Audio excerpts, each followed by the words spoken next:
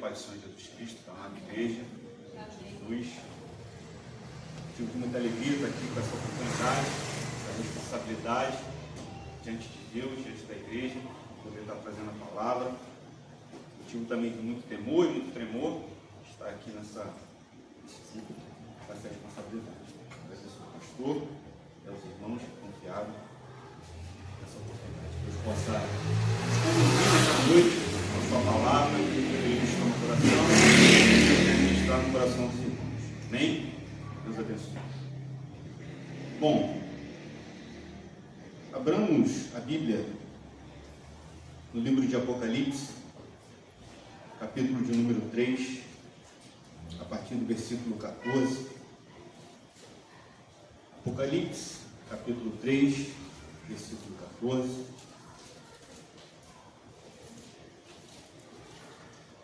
Carta à igreja de Laodiceia.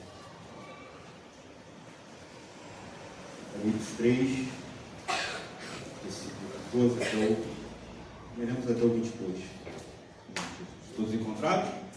Amém? Diz assim a palavra de Deus. Ao anjo da igreja em Laodiceia escreva: estas coisas diz o Amém, a testemunha fiel e verdadeira, o princípio da criação de Deus. Conheço as obras que você realiza, que você não é nem frio nem quente. Quem dera você fosse frio ou quente.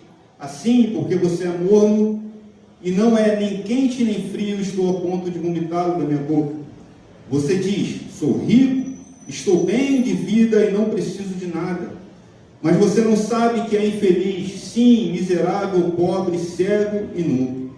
Aconselho que você compre de mim ouro refinado pelo fogo, para que você seja de fato rico.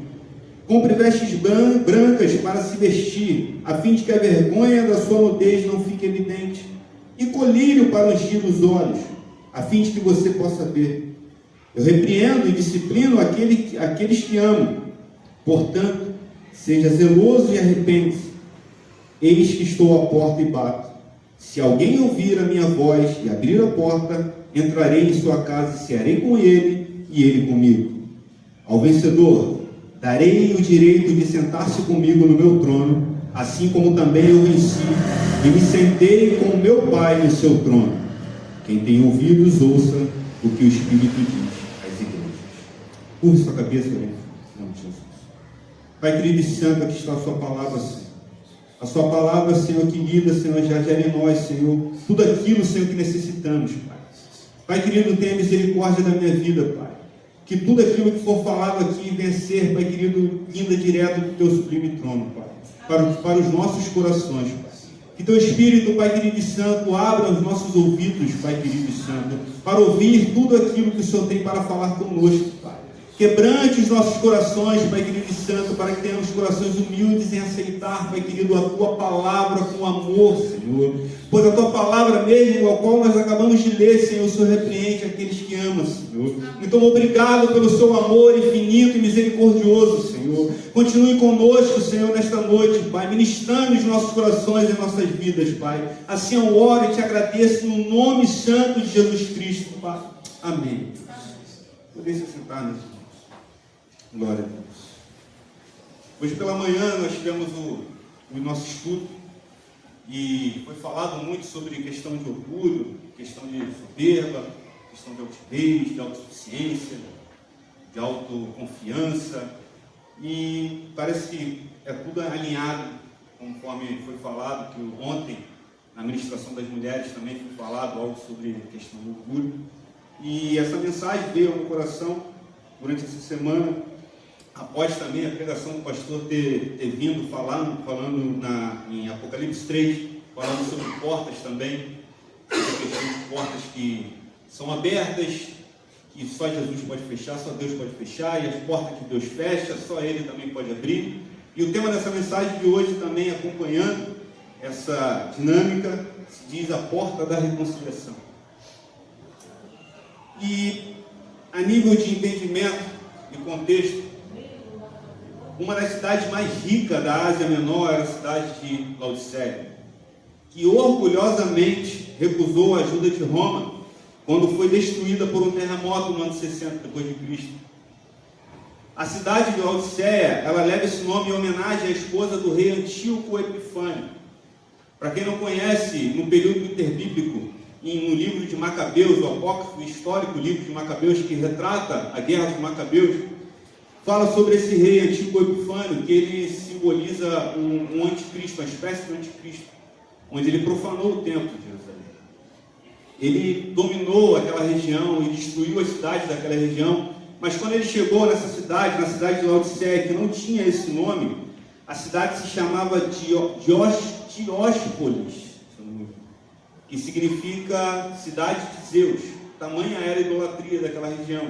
A cidade, como o pastor falou, da cidade de Corinto, que ela tinha referência pela sua imoralidade, ela recebia a analogia à cidade, tamanha era a imoralidade, assim também era essa cidade, que recebia o nome do Deus, Zeus, Deus dele lá, nosso não. Então, a esposa de Antíoco Epifânio, ela pediu que aquela cidade não fosse destruída e que aquela cidade levasse o nome dela em homenagem a ela.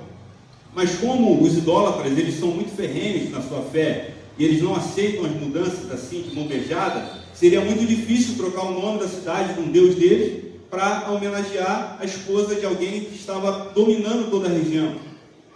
Mas como para um ser humano trocar de Deus basta somente apresentar um outro Deus, veio uma estratégia que funcionou. Antíoco Epifânio trouxe para essa cidade riqueza, investimento, trouxe para essa cidade uma notoriedade.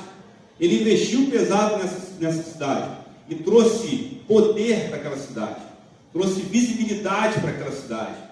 E rapidamente ele conseguiu seduzir aqueles moradores daquela cidade, onde ele conseguiu sim mudar o nome da cidade para o nome de Laodiceia, pois o nome da sua esposa era Laodice.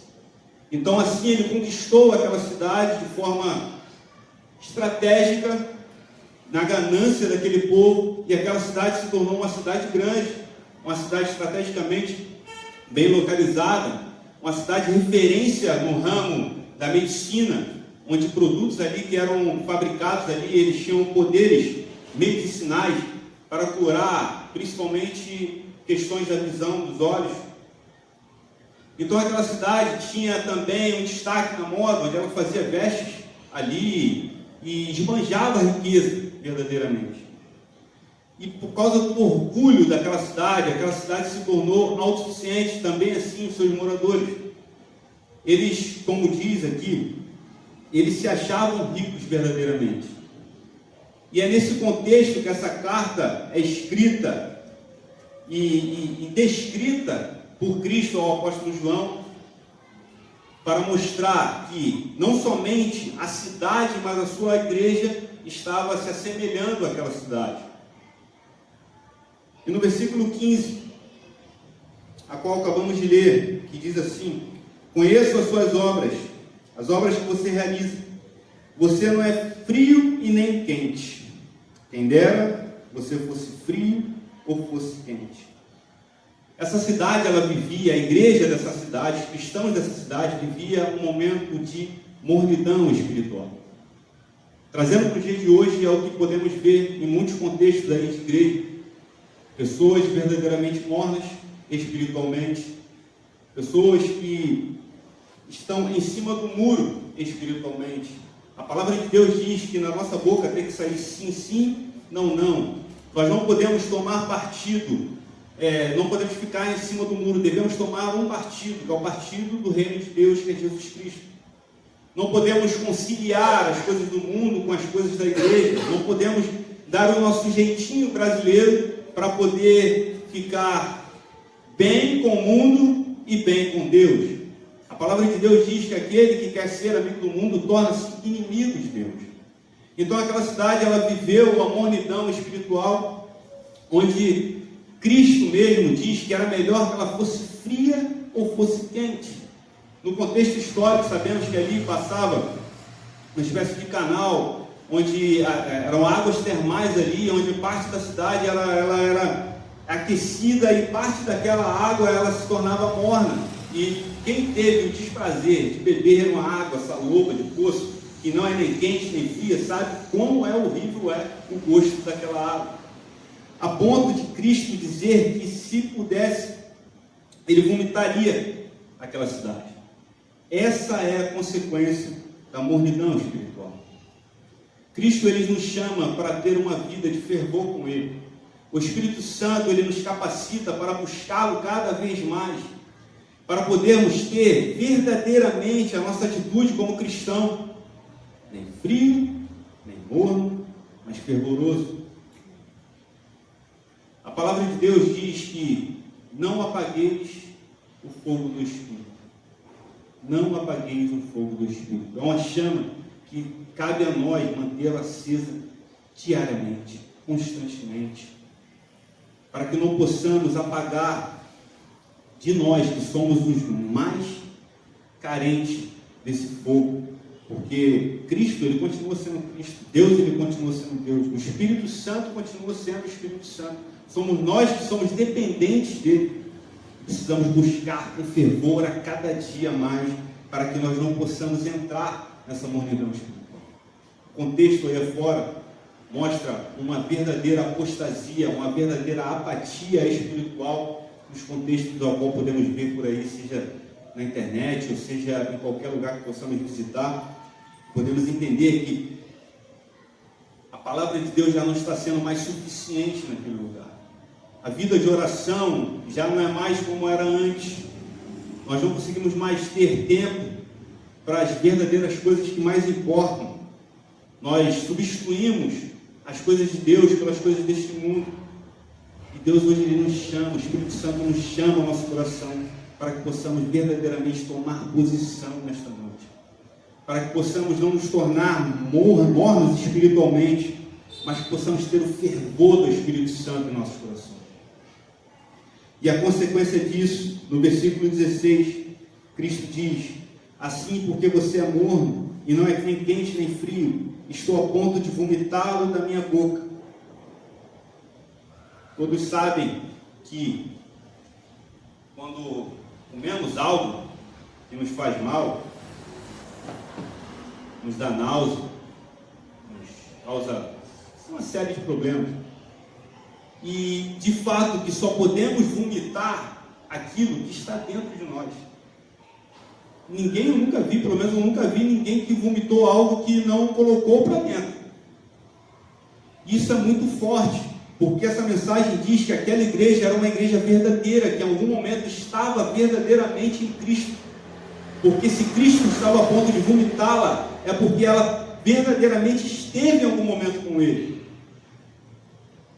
Eu não sei você, meus irmãos, mas o meu maior temor, verdadeiramente, é ouvir do Senhor: afaste-se de mim, que eu não vos conheço. Quando Ele diz isso, de forma escatológica, no mundo vindouro, na sua vinda, quando Ele irá revelar isso para o joio, Ele não nega que aquele povo, que aqueles falsos seguidores, realizou todas aquelas maravilhas que Ele diz, que em seu nome profetizamos, curamos enfermos, expulsamos demônios. Cristo não nega isso quando Ele diz isso no seu Evangelho. Mas Ele diz que: aparta-te de mim, vós, que eu nunca vos conheci, vós que praticais iniquidade. E assim diz aqui em Apocalipse, nesse versículo 16, que Cristo estava rejeitando as ações daquela igreja, a ponto de vomitar aquela igreja, de rejeitar verdadeiramente aquela igreja, devido à sua mornidão espiritual, devido à sua apatia, devido à sua inércia no seu contexto, no seu comodismo. E essa é uma das causas por que aquela igreja se tornou morna. No versículo 17 diz: você diz: sou rico, estou bem de vida e não preciso de nada, mas vocês não sabem que é infeliz, miserável, pobre, cego e nu. O motivo deles estarem mornos daquele jeito era a sua autossuficiência, a sua soberba, a sua autoconfiança.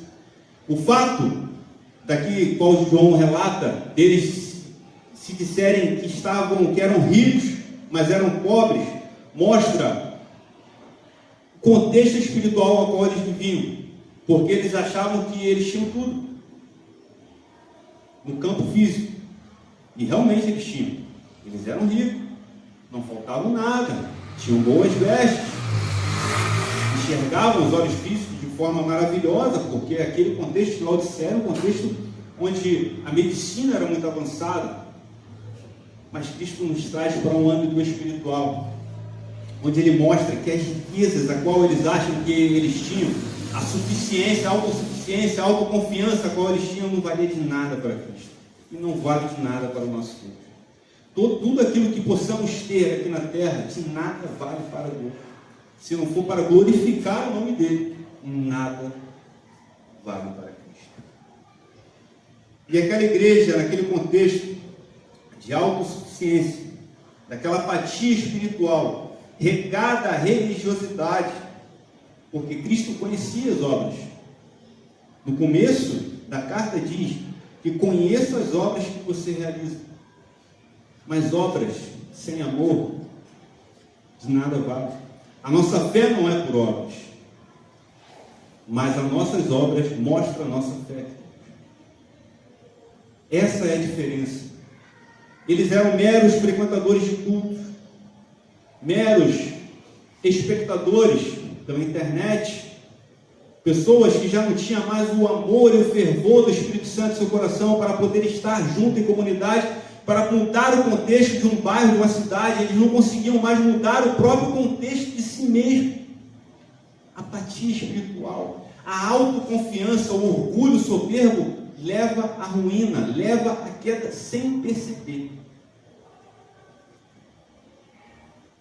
Hoje foi falado que a soberba, o orgulho, cega a pessoa e cega verdadeiramente.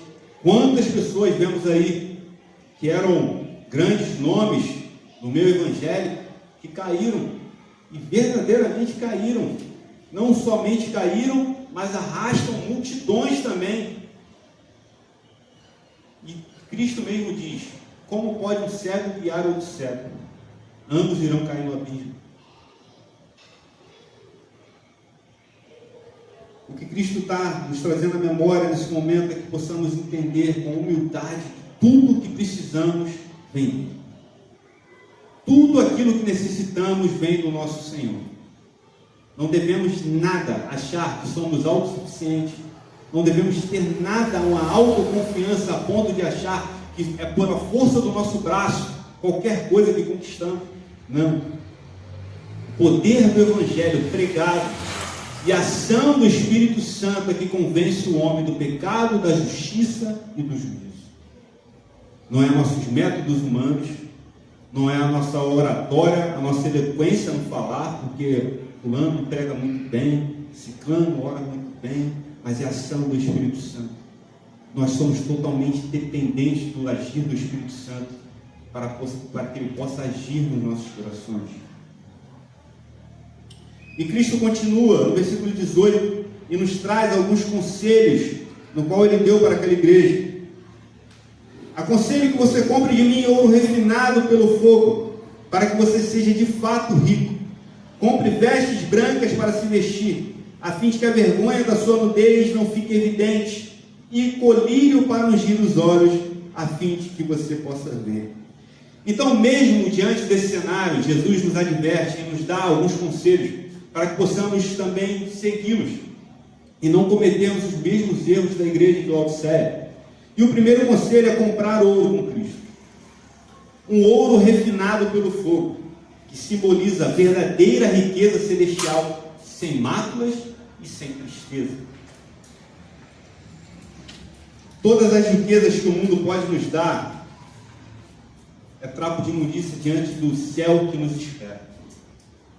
Tudo aquilo que possamos conquistar nesta terra, a traça come, o ladrão leva, e quando nós descermos a sepultura, nós não sabemos nem quem será o próximo, a pessoa que irá gerir, e se irá gerir como todo zelo na qual nós gerimos. Em Mateus 6, abra comigo em Mateus capítulo 6, versículo 19 e 20. Mateus capítulo 6, versículos 19 a 20.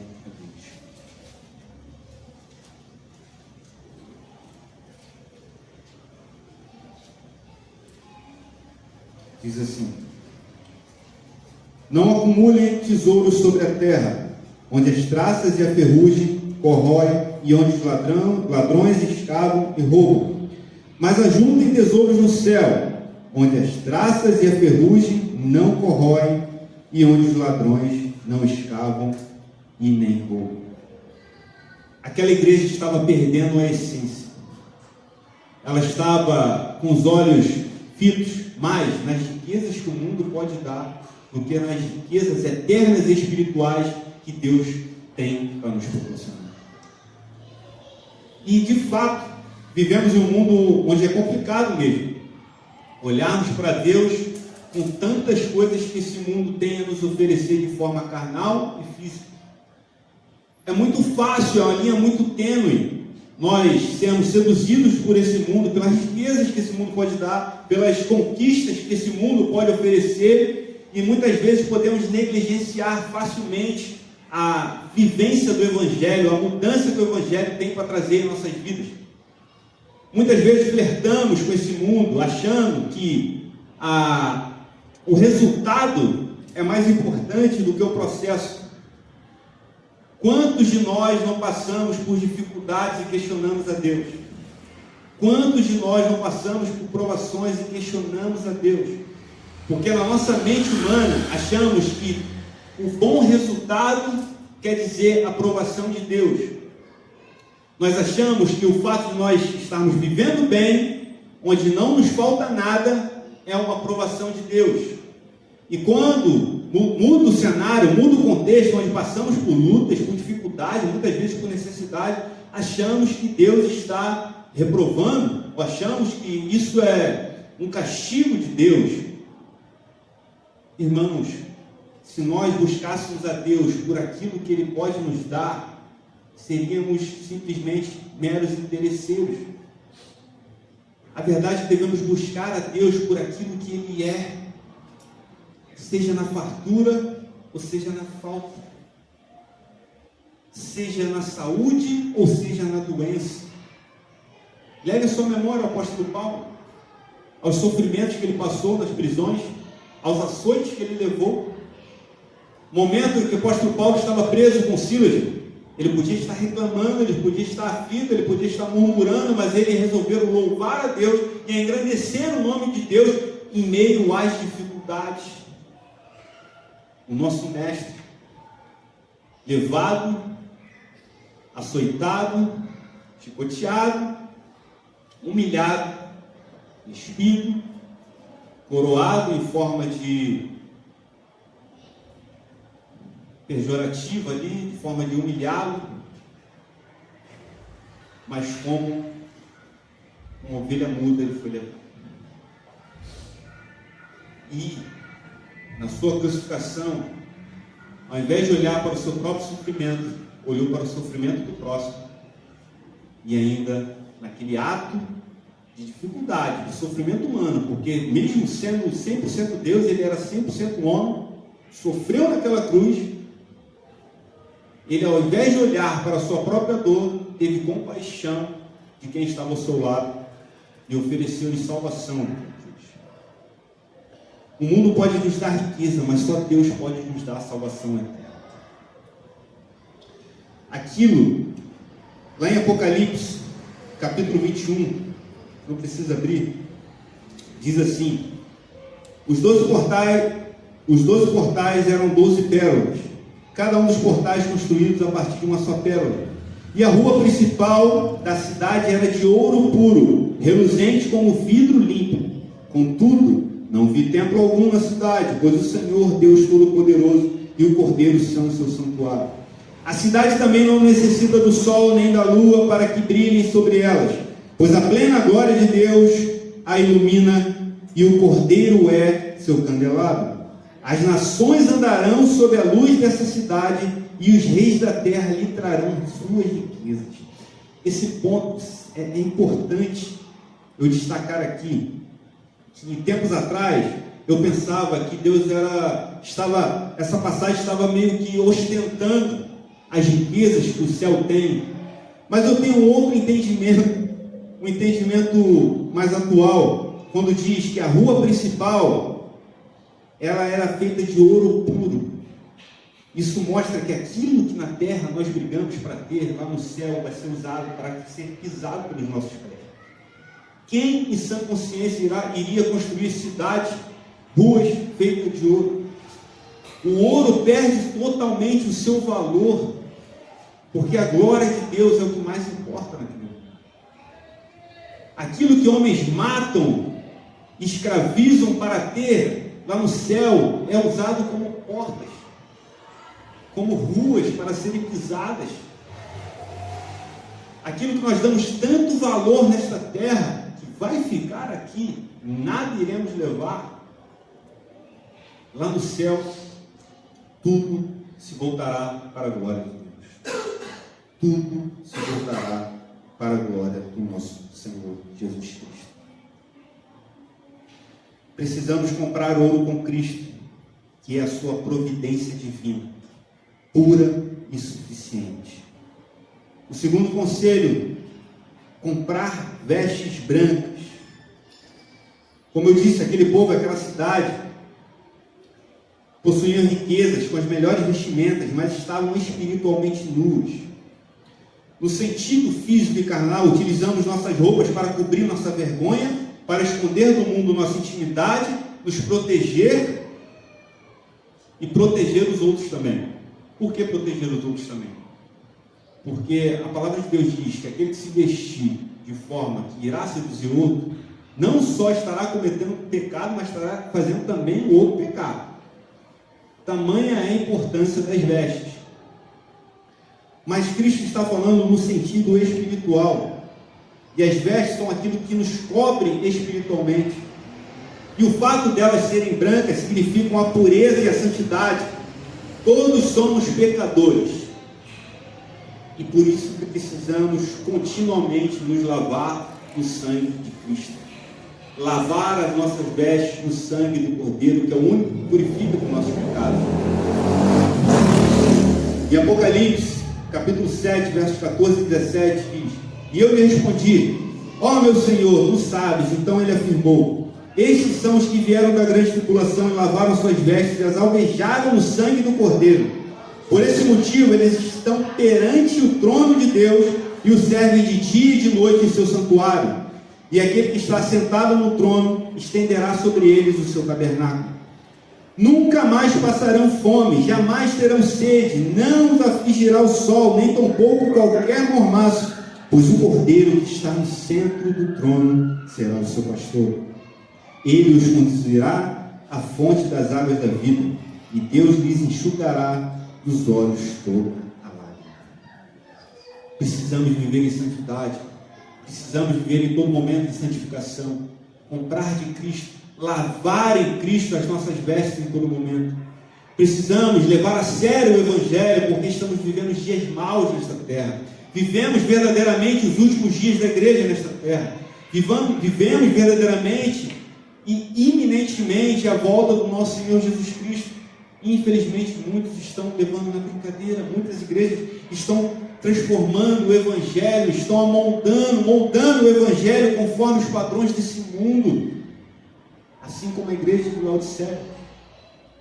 Aquele povo soberbo e autossuficiente conseguiu contaminar de certa forma aquela igreja, onde a igreja que deveria ser uma referência de mudança naquele contexto estava sendo mudada pelas ideologias daquela época. E o que acontece hoje? O que estão tentando empurrar nossa goela abaixo hoje? As ideologias do mundo, as conquistas do mundo, as mudanças do mundo para dentro de nossas mentes. Estão querendo deturpar a palavra de Deus, estão querendo mudar a palavra de Deus, estão querendo transformar a palavra de Deus para que ela ela fique aos padrões do mundo, conforme aquilo que o mundo quer. E precisamos a cada dia limpar as nossas vestes deste mundo. Nós precisamos ser que nem José, que no meio do Egito era um homem de Deus. Se tornou governador, cargo que nunca existiu antes de José, nem depois de José. Em meio ao Egito, uma terra totalmente pagã e idólatra, ele não se corrompeu de jeito nenhum. Precisamos ser como Daniel. Precisamos ser como Daniel. Dentro da Babilônia, não se tornou Babilônia, mas continuou firmemente a sua fé em Deus. Cristo diz: não os peço que tire do mundo, mas que os livre do mal. Não os peço que tire do mundo, mas que os livre. Nós devemos ser referência verdadeiramente para aqueles que estão necessitados de ouvir a palavra de Deus. Nós precisamos ser exemplo. Muitos dizem: não olhe para o homem, olhe para Deus. É verdade. Mas como chegaremos a Deus se não for pelo instrumento ao qual Deus escolheu, o homem? Então precisamos ser exemplo para aquelas pessoas que querem se achegar a Cristo. Elas possam se achegar a Cristo através da nossa conduta, da nossa forma de viver. Nós somos uma Bíblia que o mundo quer ler. Então precisamos a cada dia nos vestir de vestes brancas e lavá-las no sangue de Jesus. Só Ele é quem pode nos dar. O terceiro conselho que Cristo dá: compre colírio. Como foi falado, Laodiceia possui a fama de ser referência na medicina ocular. Existiam medicamentos capazes de curar diversas doenças relacionadas à visão. E mesmo assim, aquela igreja estava totalmente cega espiritualmente. Me lembro da conversão de Paulo, que ficou cego por 3 dias. Paulo, como fariseu, conhecedor das Escrituras, achava que enxergava, mas na verdade, ao ficar cego e agora sim enxergando de forma espiritual, ele entendeu que ele estava enxergando nada. Passou toda a sua vida perseguindo a igreja de forma cega. E quando ficou cego, verdadeiramente passou a enxergar. Então Cristo diz: comprem colírio para que vocês possam verdadeiramente enxergar. Em João, capítulo 9, os versos 35 ao 41, diz assim a palavra de Deus: sabemos que Deus não atende aos pecadores. Pelo contrário, se alguém teme a Deus e pratica a sua vontade, a este atende. Desde que o mundo existe, jamais se ouviu que alguém tenha aberto os olhos a um cego de nascença. Se este homem não fosse de Deus, não poderia ter feito nada. Mas eles disseram: você nasceu cheio de pecado e quer nos ensinar? E o expulsaram.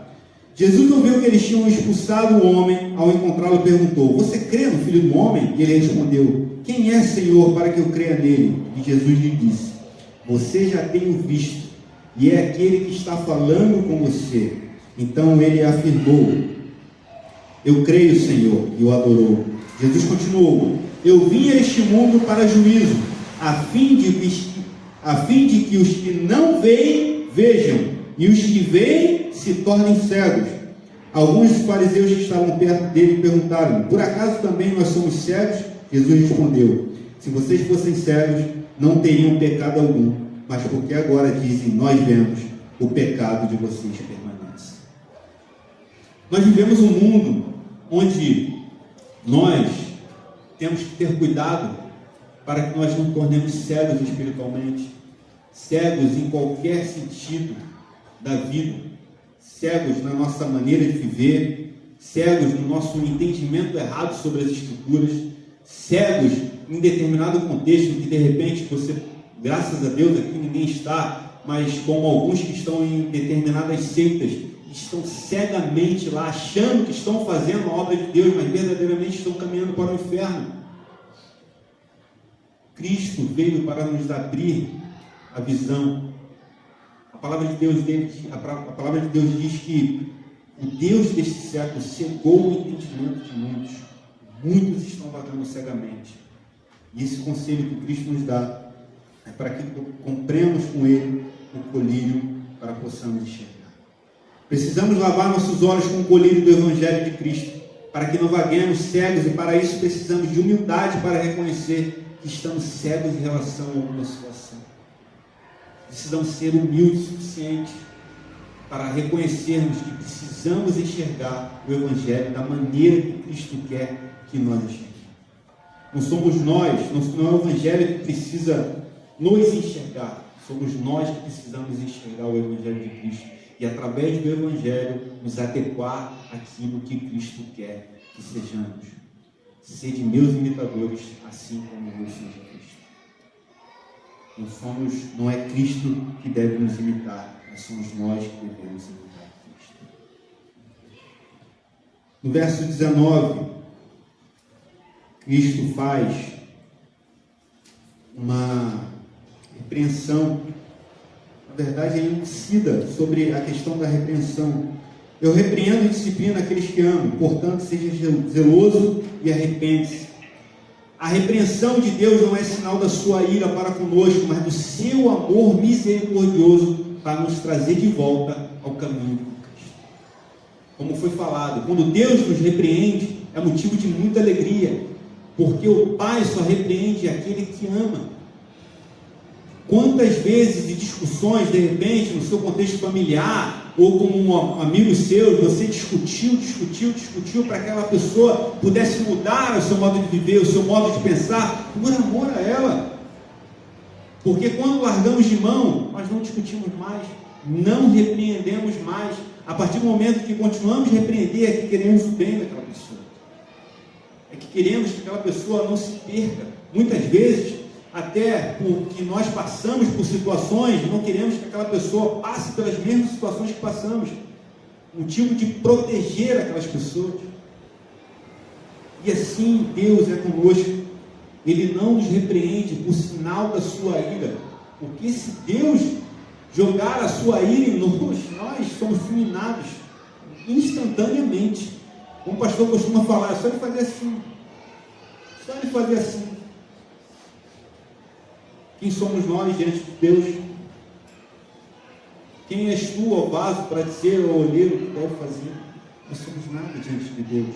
E mesmo assim, Ele nos ama, nos repreende, nos consola, nos conforta, nos exorta e tem a sua misericórdia sobre nossas vidas, graças a Deus.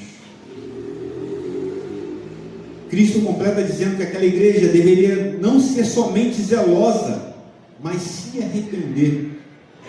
Isso é muito importante, porque não basta sermos apenas zelosos com a obra de Deus, porque senão nós facilmente nos tornamos religiosos. Não basta somente nós seguirmos ritos litúrgicos, verdadeiramente ali, igual os fariseus ali, tirando cada coisinha e cada detalhe, mas se nós não tivermos o nosso coração voltado ao arrependimento, de nada adianta. Seremos sepulcros caiados. Então devemos não somente ser zelosos, mas também termos o coração disposto a se arrepender constantemente. Porque nós somos pecadores. E constantemente devemos nos achegar aos pés do Senhor em arrependimento, pedindo perdão, assumindo a nossa pequenez e dando graças a Deus pela sua misericórdia, a ponto de nos perdoar e nos trazer de volta para o seu caminho. Porque Deus, Ele não está preocupado com ritos, com liturgias, com sacrifícios. Deus está preocupado com o coração contrito e quebrantado. Em Oséias 6,6 diz: pois eu quero misericórdia e não sacrifício, e o conhecimento de Deus mais do que holocaustos. Cristo quer a nossa sinceridade de coração perante a Ele, como se nós pudéssemos também nos esconder diante de Deus. Mas Ele quer mostrar para nós mesmos o quão somos pecadores e o quão necessitamos dele para viver. Não somente sermos zelosos perante a obra de Deus, mas também um coração quebrantado, contrito, disposto a nos arrepender. Aí você pode me perguntar, mas então o que devemos fazer diante de tudo isso? E no versículo 20, Jesus diz: eis que estou à porta e bato. Se alguém ouvir a minha voz e abrir a porta, entrarei com ele em sua casa, e cearei com ele, e ele comigo. Algumas questões são expostas nesse versículo. A primeira é que devemos ouvir a voz de Deus. E nesse contexto, onde muitas vozes do mundo têm falado, precisamos estar com nossos ouvidos espirituais atentos para a voz de Deus. Lembra de Elias na caverna? Vinha o vento, Deus não estava lá. Terremoto, Deus não estava lá. Fogo, Deus não estava lá. Mas na brisa suave, pôde-se ouvir a voz de Deus. Um mundo onde as tecnologias têm entrado em nossas casas, em nossa mente, têm roubado a voz de Deus muitas vezes, e nós achamos estar ouvindo a Deus, mas como na verdade nós estamos dando ouvido para qualquer outra coisa, menos para Deus. Os nossos próprios corações, de forma enganosa também, faz-nos achar que estamos ouvindo a voz de Deus, mas na verdade nós estamos ouvindo a nossa própria vontade. Quem aqui não fez uma prova com Deus, onde pediu sinal a Deus, e qualquer coisa era favorável àquilo que você queria, qualquer coisa. Pediu um sinal, mas o seu coração já estava disposto a aceitar aquilo ali. Porque o seu coração é enganoso, o nosso coração é enganoso. E nós precisamos estar atentos que as vozes do mundo ecoam de forma muito eloquente, querendo nos estragar para o engano. Em João 10, 27, diz: as minhas ovelhas conhecem a minha voz. Quantos de nós tivemos a oportunidade de estar, de repente, ouvindo uma mensagem, uma pregação, por algum momento, aquela anteninha do Chapolin, né? Aquela anteninha do Chapolin começou a apitar, heresia detectada, porque nós já conhecemos a voz de Deus, então buscamos conhecer a voz de Deus, e quanto mais nós conhecemos as Escrituras, que é a palavra de Deus, nós conhecemos a voz de Deus, e não somos levados por qualquer vento de doutrina. Precisamos verdadeiramente nos ater à palavra de Deus, comer verdadeiramente a palavra de Deus, para que ela esteja na nossa mente, no nosso coração. Só assim nós iremos identificar a voz de Deus e a voz do Espírito Santo, porque o Espírito Santo fala conosco em todos os momentos. Muitas vezes nós achamos que é a intuição nossa, mas é o Espírito Santo mostrando o caminho, é o Espírito Santo nos alertando, é o Espírito Santo abrindo os nossos olhos, é o Espírito Santo nos guiando verdadeiramente. Precisamos estar atentos à voz do Espírito Santo a todo momento. Precisamos orar a Deus, buscar ao Pai entendimento, para que possamos verdadeiramente ter essa intimidade com Ele, para que não sejamos levados pelo engano. Falsos mestres têm se levantado, falsos ensinos têm se levantado, mas devemos ouvir a voz de Deus. Se alguém ouvir a minha voz e abrir a porta, precisamos ouvir a voz. O segundo ponto são os corações endurecidos. Em Hebreus 3,7 diz: assim, pois, como diz o Espírito Santo, hoje, se ouvirdes a sua voz, não endureçais o coração. Eu posso fazer uma analogia aqui, que essa porta, ela simboliza os nossos corações. Não adianta ouvirmos a voz de Deus, ouvir a pregação do Evangelho, se não estivermos dispostos a abrir a porta do nosso coração para que Ele possa entrar verdadeiramente, transformar a nossa vida e mudar a nossa história de dentro para fora. Esse é o Evangelho. Mas nossos corações têm se endurecido a cada dia mais. O próprio Cristo disse: se porventura o Filho do Homem vier, haverá fé na terra. Infelizmente as pessoas têm fechado os seus corações para o Evangelho, para a pregação, para o próximo, e vivendo nos seus próprios mundos, construindo os seus próprios deuses, e Cristo ficando do lado de fora. Nossos corações podem estar tão endurecidos a ponto de não abrirmos a porta para o nosso Mestre. Podemos estar tão cegos em nosso orgulho e tão autossuficientes que poderemos achar que estamos fazendo tudo para Jesus, mas Jesus nem sequer está em nosso meio. Nós achamos que através dos nossos métodos humanos, através do pragmatismo, achamos que Deus precisa de algum auxílio humano. e achamos que estamos fazendo aquilo para Deus, enquanto Deus, na verdade, nem está em nosso meio. Igrejas e pessoas que colocam Cristo para o lado de fora. Dr. Rushochet, ele faz um comentário no livro de Apocalipse, no capítulo 3, no versículo 20, que diz: o contexto não sugere uma referência da segunda vinda e ao banquete messiânico. São boas-vindas à vivência de Cristo no seu meio. Seu culto, portanto, era uma fraude vazia. Se qualquer indivíduo, porém, quer abrir a porta do seu íntimo e ouvir a chamada de Cristo, então Cristo entrará para dirigir a sua vida e lhe oferecer sua convivência. Assim fica claro que é Cristo quem salva, não a sua igreja. Mostra que uma igreja pode existir como casta, mantendo seu culto formal, todavia faltando o coração, que é a comunhão do Senhor.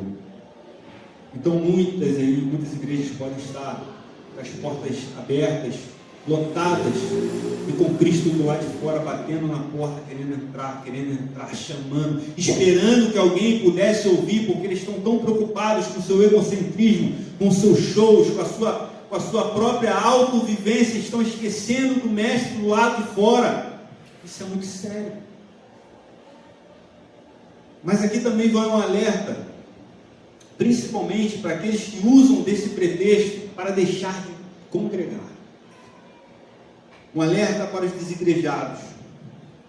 Não ache que Deus concorda com o seu posicionamento em se afastar dos santos para congregar, pois Ele não concorda.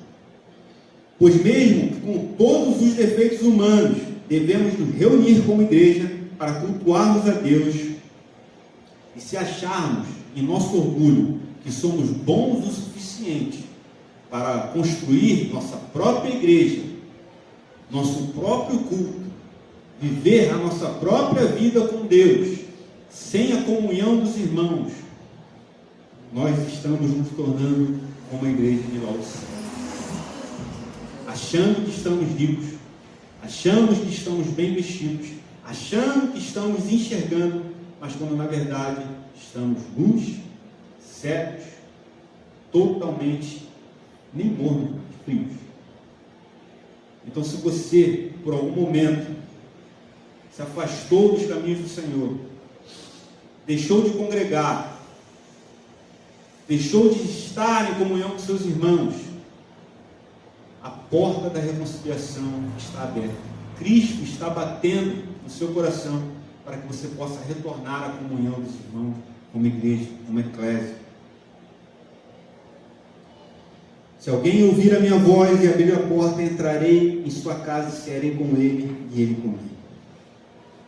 Ao vencedor eu lhe darei que se assente comigo no meu trono, e assim como eu venci e me assentei com meu Pai no seu trono.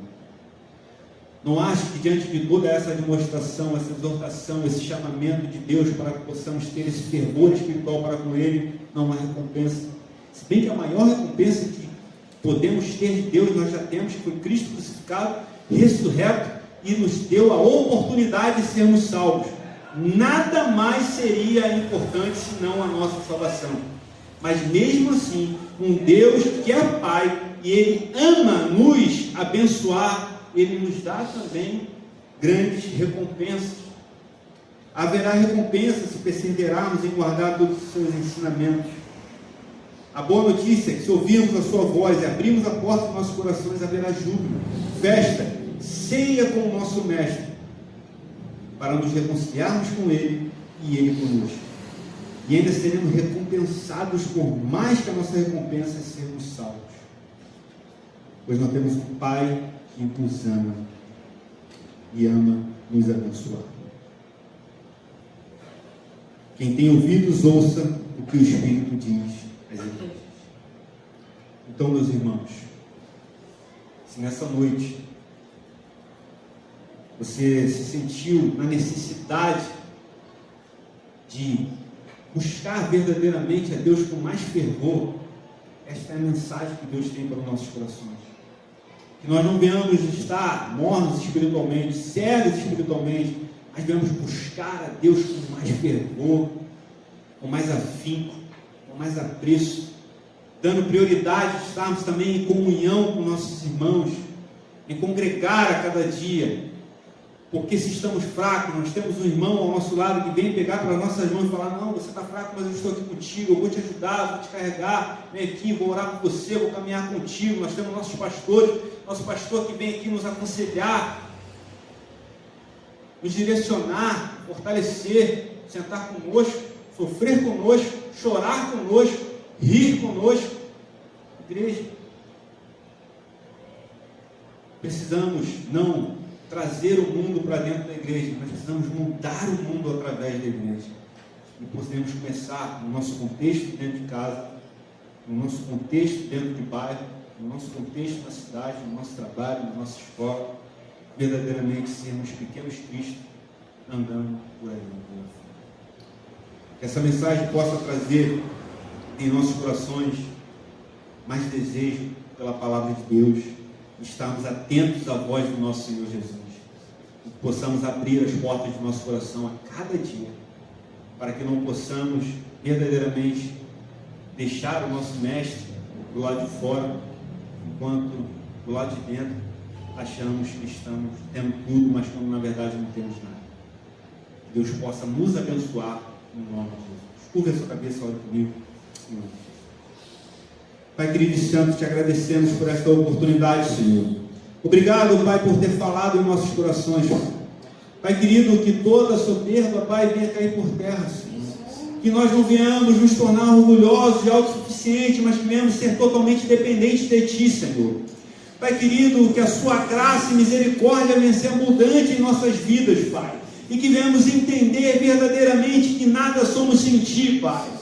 Pai querido, abra a cada dia os nossos olhos, Pai, para que possamos enxergar quão belo é viver, Senhor, em comunhão contigo, Pai. Pai querido, que a Tua graça venha ser sobre nossas vidas, Pai. Que no nosso caminhar venhamos não, Senhor, confiar na força do nosso braço, mas confiar em Ti em cada momento, Pai. Que nós não venhamos jamais nos tornar, Senhor, mornos espiritualmente, Pai. Mas que o fervor, Senhor, venha incendiar nossos corações, Pai, para que possamos ter uma vida de comunhão contigo, Pai. Pai querido, muito obrigado, Senhor, por ser, Senhor, um Deus em qual eu posso chamar de Pai, Senhor. Muito obrigado pelo sacrifício do Teu Filho Jesus Cristo, Pai querido e santo, que lava nossas vestes, Senhor, tornando elas mais alvas do que a neve, Pai. Muito obrigado, Senhor, por sermos, Pai querido e santo, dependentes de Ti em todos os momentos, Pai. Muito obrigado por podermos clamar a Ti socorro, e o Senhor vier nos atender, Senhor, em cada momento de angústia e sofrimento, Pai. Ah, Pai querido e santo, que nós não venhamos jamais, Senhor, trocar, Senhor, as falsas maravilhas que esse mundo pode dar, Senhor, as falsas riquezas que esse mundo tem a oferecer, Senhor, pelas riquezas, Pai querido e santo, a qual o Senhor tem nos dado, Pai. Riquezas eternas, Pai querido e santos e celestiais, Pai. Nós venhamos a cada dia, Senhor, elevar, Senhor, nossos olhos, Pai querido e santo, para o monte de onde vem o nosso socorro, Pai. Porque nosso socorro não vem desse mundo, nosso socorro vem de Ti, Senhor, do trono da Tua graça, do trono soberano de Deus, Pai. Muito obrigado, Senhor, pela vida dos meus irmãos que aqui estão nesta noite, Pai. Fortaleça cada coração, Senhor. Pai querido e santo, que cada um aqui venha sair, Pai querido e santo, fortalecido nesta noite, Pai. Que cada um, Pai querido e santo, venha se acender a chama do Teu Evangelho, Pai, e ser, Pai querido e santo, um multiplicador, Senhor, do Teu reino, Pai. Pai querido e santo, muito obrigado, Pai, pois até aqui o Senhor tem nos ajudado, Pai. Assim eu oro, Pai querido, te agradecendo no nome santo de Jesus. Amém. Obrigado.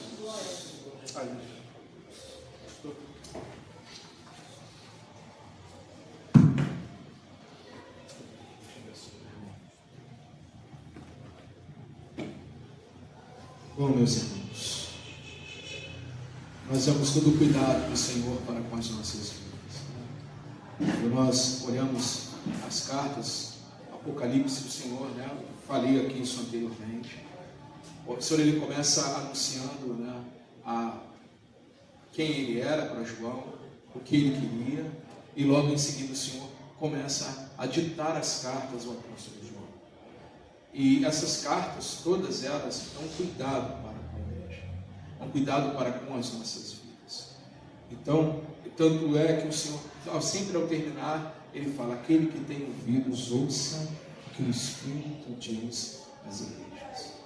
Então, amados, que os nossos ouvidos sempre estejam atentos à voz do Senhor.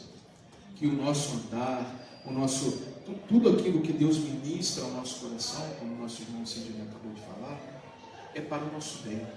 Deus, a palavra diz que o Senhor, Ele corrige, e Ele fala aqueles que Ele ama. Se nós estivéssemos andando sem correção, sem a admoestação do Senhor, era como se Deus tivesse nos deixado de lado. E Deus não nos deixou de lado. Deus nos ama. Ele ama a sua vida, Ele ama você. Você que está em vídeo, Deus te ama. O que o Senhor quer é que você abra a porta do seu coração, é que você volte à comunhão dos santos, é que você volte a andar com Ele, e que você se arrependa dos seus pecados. A mensagem, o cerne da mensagem do Evangelho de Cristo Jesus é: arrependei-vos, pois é chegado a hora de Deus. Que o Senhor continue movendo em nossos corações, meus irmãos, e nos dando força e capacitação do Espírito Santo, para que possamos, dia após dia, continuar sendo sal e luz para este mundo, em nome de Jesus. Amém?